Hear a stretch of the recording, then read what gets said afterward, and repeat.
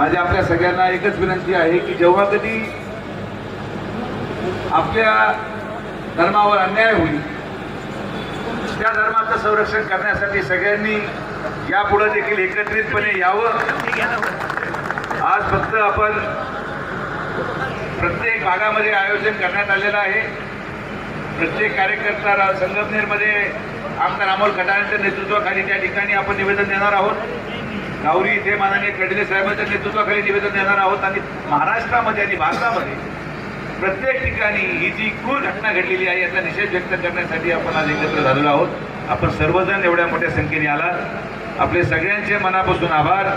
आणि आपण सगळेजण एकत्रितपणे या अशा घटनांचा वारंवार निषेध व्यक्त करू आणि एकत्रित एक संघटित राहू।